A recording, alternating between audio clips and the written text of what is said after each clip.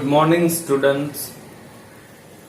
Last વિડીયોની અંદર આપણે ધ સિમ્પલ પ્રેઝન્ટ ટેન્સની વર્બવાળી વાક્ય રચનાઓ અને એસ કે ઈએસ પ્રત્યય માટેના 3 નિયમો છે એમના વિશે ચર્ચા કરેલી અને એમના ઉદાહરણો પણ જોયેલા છે. હવે આ ટેન્સની અંદર જે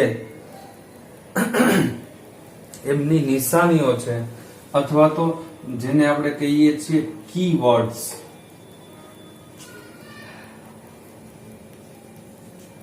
એમના વિશે ચર્ચા કરીએ છીએ. કારણ કે આ કીવર્ડ્સ ઉપરથી જ તમને ખબર પડશે કે આ સાદા વર્તમાન કાળની ખાલી જગ્યાઓ છે. મોટા ભાગે તમને ખબર, કારણ કે ખબર તો એવી રીતે પડે કે એસ કે ઈએસ વાળું રૂપ હોય, એમિઝાર હોય અથવા તો હેવ કે હેઝ હોય કે પછી ડુ કે ડઝ હોય એટલે સાદો વર્તમાન કાળ હોય. પરંતુ જે જગ્યાએ તમારે એમિઝાર મૂકવાનું હોય, ડુ ડઝ મૂકવાનું હોય કે પછી હેવ કે હેઝ મૂકવાનું હોય છે, એ જ જગ્યાએ તમને ખાલી જગ્યા આપેલી હશે. તો પછી ખબર કેવી રીતે પડશે? તો એમના કીવર્ડ ઉપરથી, એટલે કે એમની નિશાની ઉપરથી તમને ખબર પડશે કે આ ખાલી જગ્યા સાદા વર્તમાન કાળની છે. તો એના કેટલાક કીવર્ડ્સ છે. તો એક તો છે ઓફન. ઓફન એટલે કે વારંવાર, કારણ કે આ પુનરાવૃત્તિ દર્શાવવા માટે વપરાય છે. ત્યાર પછી ઓલવેઝ એટલે કે હંમેશા. ત્યાર પછી સમટાઈમ્સ એટલે કે કેટલીક વાર અથવા તો કેટલીક વખત. ત્યાર પછી મોસ્ટલી એટલે કે મોટા ભાગે. ત્યાર પછી રેરલી એટલે કે ભાગ્યે જ અથવા તો ક્યારેક જ. ત્યાર પછી એવરી ડે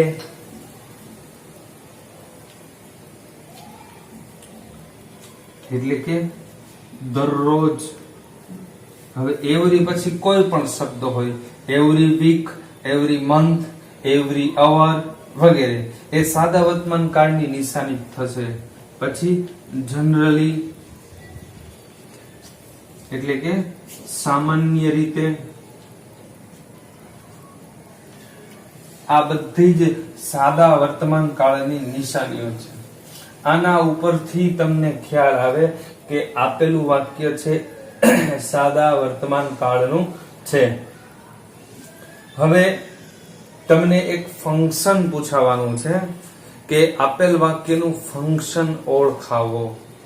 તો તમારે ફંક્શન જ્યારે પૂછાય ત્યારે આમાંથી કોઈ પણ નિશાની આપેલી હોય અને કોઈ પણ વાક્ય આપેલું હોય આ નિશાની સાથેનું, ત્યારે તમારે ફંક્શન વપરાશે ડિસ્ક્રાઇબિંગ ફ્રીક્વન્સી ઓફ એક્શન એટલે કે પુનરાવૃત્તિ દર્શાવતી ક્રિયા. આ બધી જ એવી ક્રિયાઓ છે જે પુનરાવૃત્તિ દર્શાવે છે, કે રિપીટેશન, વારંવાર થાય છે ક્રિયાઓ, એવું દર્શાવે છે.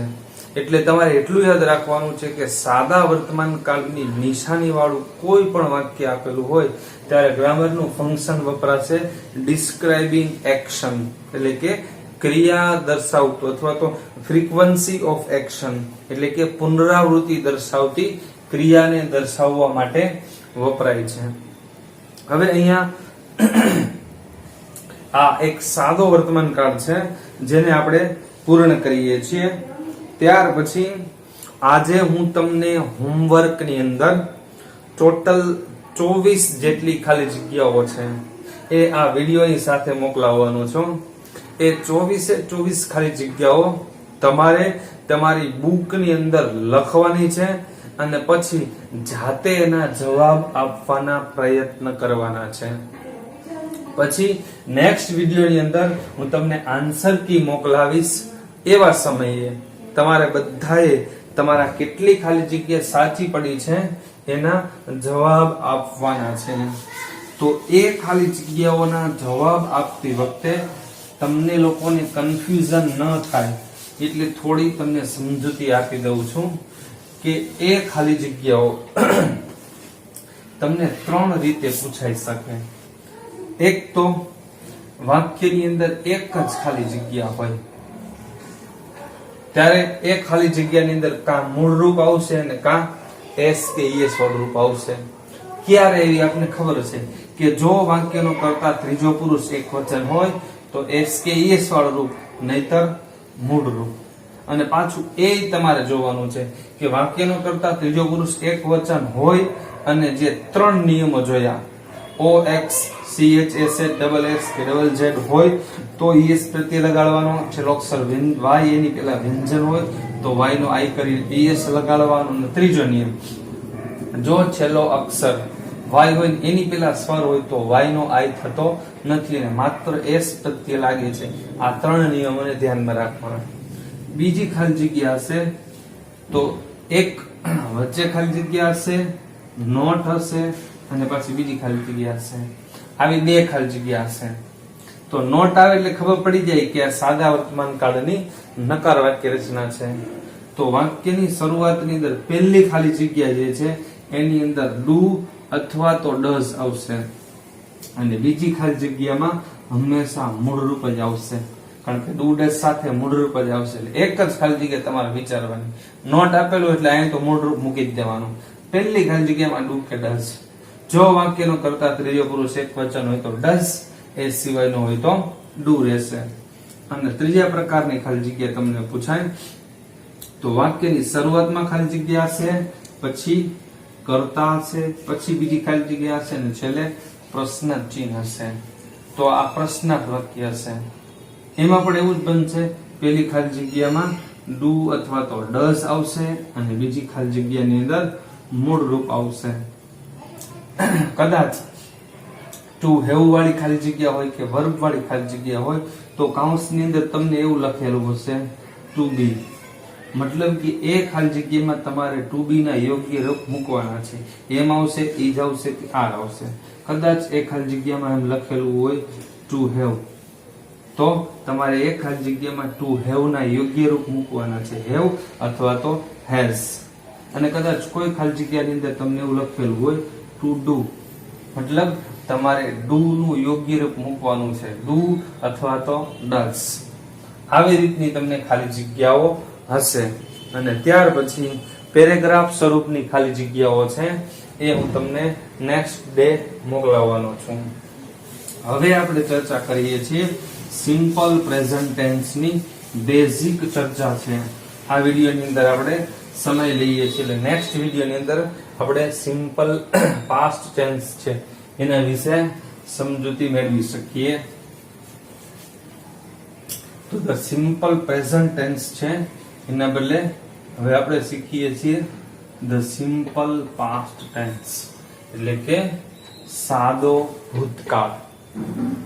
હવે સૌથી પહેલા આપણે એવી ચર્ચા કરી હતી કે મુખ્ય 3 કાળ છે, વર્તમાન કાળ, ભૂતકાળ અને ભવિષ્યકાળ. આ 3 કાળ છે. એમની અંદર આપણે બધા જના સાદાની ચર્ચા કરવાની છે, એટલે કે સાદો વર્તમાન, સાદો ભૂતકાળ અને સાદો ભવિષ્યકાળ.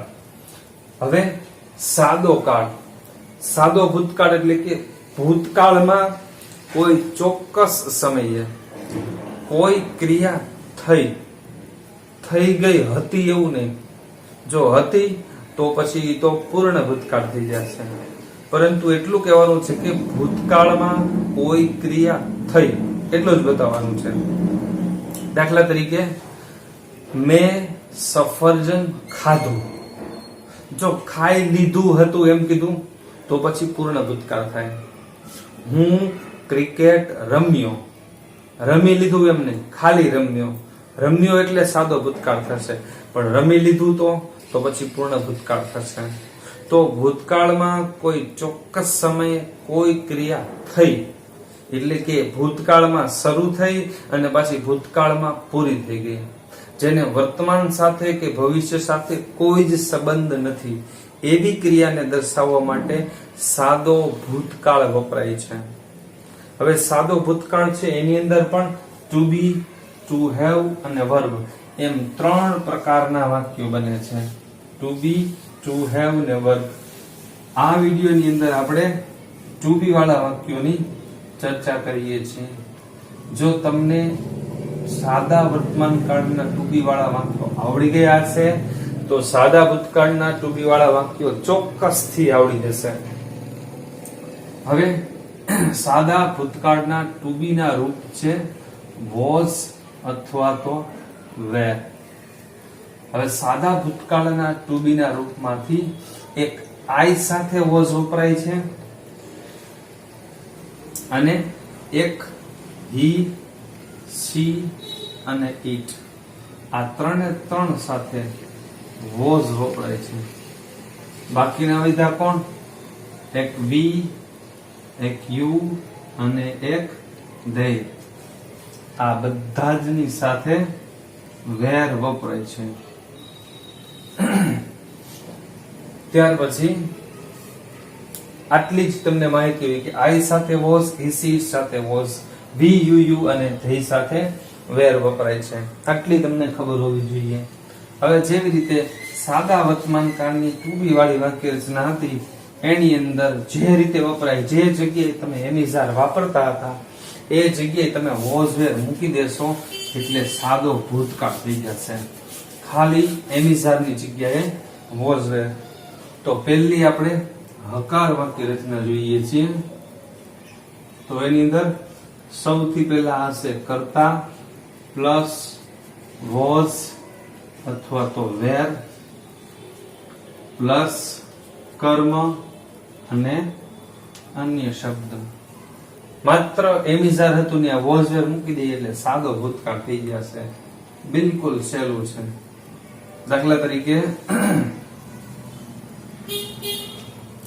my grandfather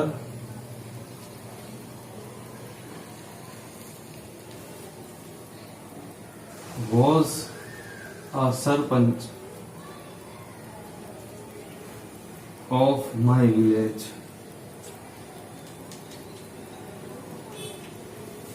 મારા દાદાજી એ મારા ગામના સરપંચ હતા, અત્યારે નથી, ખાલી ભૂતકાળમાં હતા એવું કેવું છે. તો માય ગ્રાન્ડફાધર કરતા છે, ત્રીજો પુરુષ એકવચન છે એટલે વોઝ અને કર્મ છે અ સરપંચ ઓફ માય વિલેજ અન્ય શબ્દ. ત્યાર પછી નકાર વાક્ય રચના જોઈએ તો નકાર વાક્ય રચનાની અંદર માત્ર વોઝવેર અને કર્મ બંનેની વચ્ચે નોટ મૂકી દેવાનું છે. વોઝ અથવા તો વેર પ્લસ નોટ પ્લસ કર્મ અને પ્લસ અન્ય શબ્દ. માત્ર વોઝવેર કર્મ બંનેની વચ્ચે નોટ મૂકી દઈએ એટલે નકાર વાક્ય બની જશે. ઉદાહરણ જોઈએ. ઉપરનું જે વાક્ય છે એ જ my grandfather was not a sarpanch of my village. મારા દાદાજી મારા ગામના સરપંચ હતા નહીં. અને ત્યાર પછી પ્રશ્નાર્થ વાક્ય રચના. એમાં શું કરશું? વોઝ કે વેર કર્તાની જગ્યાએ ને કર્તા વોઝ કે વેર ની જગ્યાએ છેલ્લે પ્રશ્નાર્થ ચિહ્ન. પણ વોઝ વેર નો પહેલો અક્ષર કેવું લેશું? કેપિટલ. વોઝ અથવા વેર પ્લસ કર્તા પ્લસ કર્મ અને પ્લસ અન્ય શબ્દ ક્વેશ્ચન માર્ક. ઉપરનું જે વાક્ય છે એનું જ આપણે પ્રશ્નાર્થ વાક્ય બનાવીએ તો શું આવશે? Was my grandfather was my grandfather કર્મ અ સરપંચ ઓફ માય વિલેજ.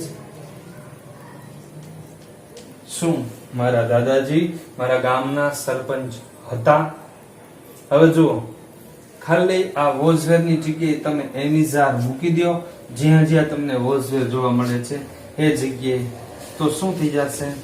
સાદો વર્તમાન કાળ. તો આમાં નવીન શીખવા દેવું શું છે? સાદું વર્તમાન કાળ આવડે એટલે સાદો ભૂતકાળ આવડે. ઓટોમેટિકલી આવડી જાય એવું છે, આમાં કઈ નવીન છે જ નહીં. અને આ બધું ઘણા સમયથી આપણે શીખતા આવ્યા છીએ, અને હવે જેમ વધુ પ્રેક્ટિસ કરશો એમ તમને વધુ આવડી જશે, અને તમારી જાતે તૈયારી કરશો ત્યારે વધુ વ્યવસ્થિત રીતે શીખી શકશો. તો આ વિડીયોની અંદર આજે આપણે સાદા વર્તમાન કાળની નિશાનીઓની ચર્ચા કરી અને સાદા ભૂતકાળના ટુ બી વાળા વાક્યો વિશેની ચર્ચા કરી છે. અને હોમવર્કની અંદર આજે હું તમને 24 ખાલી જગ્યાઓ મોકલાવું છું. એ ખાલી જગ્યાઓ તમારે તમારી જાતે તૈયાર કરવાની છે, કોઈ પણની મદદ લીધા વગર, જેથી કરી તમને અને મને બંનેને ખ્યાલ આવે કે તમને કેટલું આવડે છે, તમને શું નથી સમજાતું. જો તમારી કોઈ ખાલી જગ્યા ખોટી પડે એનો મતલબ એવો કે તમને એકાદો નિયમ સમજાણો નથી અથવા તો યાદ રહ્યું નથી.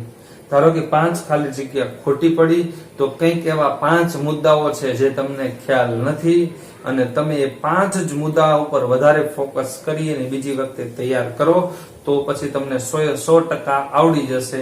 એ હેતુથી પ્રેક્ટિસ જરૂરી છે, એટલે હું તમને હોમવર્ક આપું છું. ઓકે, બરોબર છે? તો અહીંયા સુધી રાખીએ છીએ. આવતીકાલે ફરીથી સાદા ભૂતકાળ વિશે ચર્ચા કરીશું. ત્યાં સુધી bye bye. So I'm done, say goodbye. Go ahead and cry, yeah, you had all